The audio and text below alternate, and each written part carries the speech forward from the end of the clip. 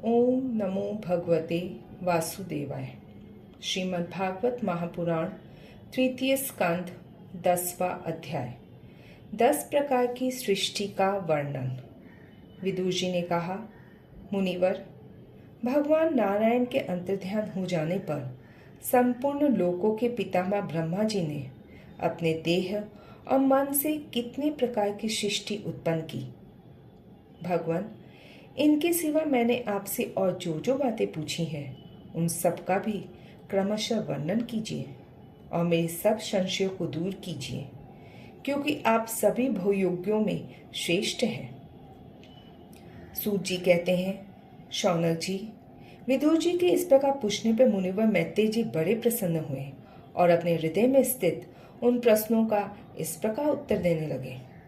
श्री मैत्रेय जी ने कहा, अजन्मा भगवान श्री हरि ने जैसा कहा था, ब्रह्मा जी ने भी उसी प्रकार चित्त को अपनी आत्मा श्री नारायण में लगाकर 100 दिव्य वर्षों तक तप किया।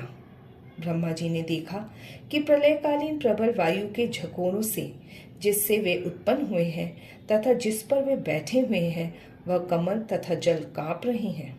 प्रबल तपस्या एवं हृदय में स्थित आत्मज्ञान से उनका विज्ञान बल बढ़ गया और उन्होंने जल के साथ वायु को लिया।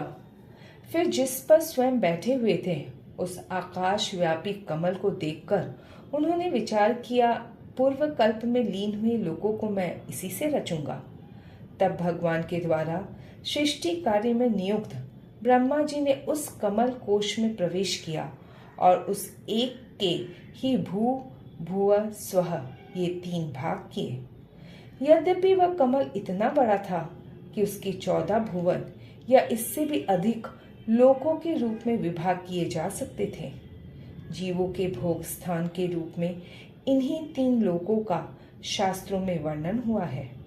जो निष्काम कर्म करने वाले हैं उन्हें मह, तपः, जनः और सत्य लोक रूप ब्रह्मलोक की प्राप्ति होती है। विदुर जी ने कहा, ब्राह्मण, आपने अद्भुत कर्मा विश्वरूप श्रीहरि की जिस काल नामक शक्ति की बात कही थी, प्रभु उसका कृपया विस्तार पूर्वक वर्णन कीजिए। श्री मैत्रेय जी ने कहा, विश्वों का रूपांतर ही काल का आकार है। स्वयं तो वह निर्विशेष, अनादि और अनंत है। उसी को निर्मित बना के भगवान खेल खेल में अपने आप को ही सृष्टि के रूप में प्रकट कर देते हैं। पहले यह सारा विश्व भगवान की माया से लीन होकर ब्रह्म रूप से स्थित था। उसी को अव्यक्त मूर्ति काल के द्वारा भगवान ने पुनः पृथक रूप से प्रकट किया है। यह जगत जैसा अब है वैसा ही पहले था और भविष्य में भी वैसा ही रहेगा।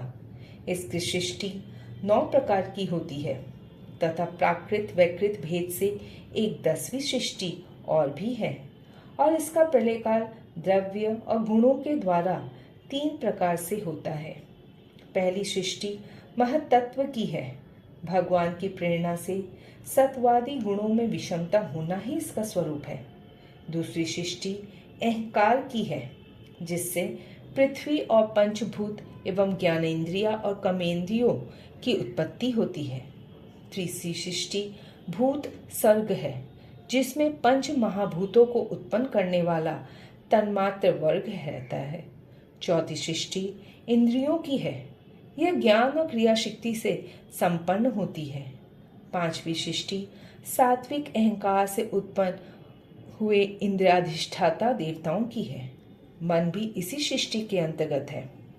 6ठी सृष्टि अविद्या की है।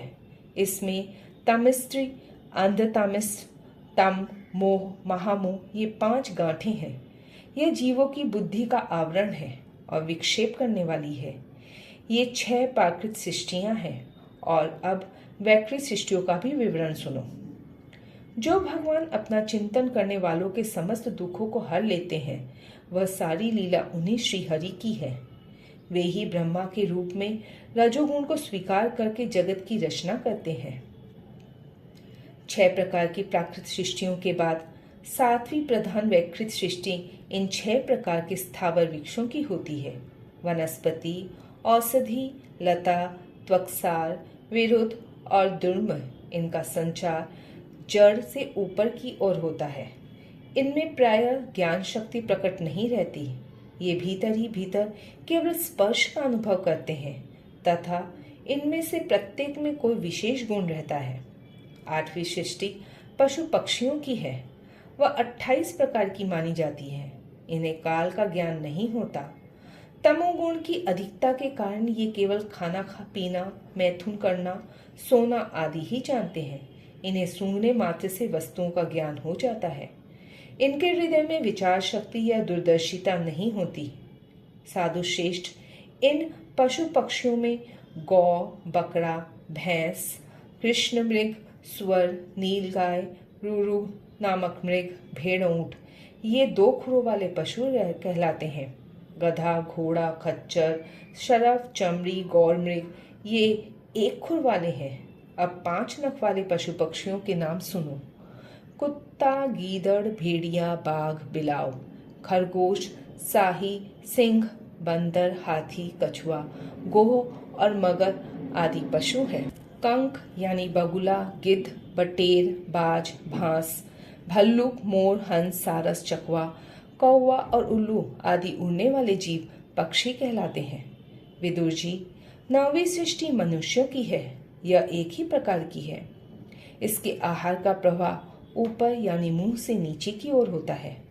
मनुष्य रजोगुण प्रधान, कर्म प्राणायण और दुख रूप विषयों में से ही सुख मानने वाले होते हैं। स्थावर, पशु पक्षी और मनुष्य ये तीनों प्रकार की सृष्टियां तथा आगे कहा जाने वाला देव सर्ग वैकृत सृष्टि है तथा जो महातत्वादी रूप वैकारिक देव सर्ग है उसकी गणना पहले प्राकृत सृष्टि में की जा चुकी है। इनके अतिरिक्त सनत कुमार आदि ऋषियों का भी जो कुमार सर्ग है वह प्राकृत वैकृत दोनों प्रकार का है। देवता, पितर, असुर, गंधर्व, अप्सरा, यक्ष, राक्षस, सिद्ध, चारण, विद्याधर, भूत, प्रेत, पिशाच और किन्नर, किमपुरुष, अश्वमुख आदि भेद से देव सृष्टि 8 प्रकार की है। विदुर जी, इस प्रकार जगतकर्ता श्री ब्रह्मा जी की रची हुई ये 10 प्रकार की सृष्टि मैंने तुमसे कही। अब आगे मैं वंश और मनवंतर आदि का वर्णन करूंगा। इस प्रकार सृष्टि करने वाले सत्य संकल्प भगवान हरि ही ब्रह्मा के रूप से प्रत्येक कल्प के आदि में रजोगुण से व्याप्त होकर स्वयं ही जगत के रूप में अपनी ही रचना करते हैं।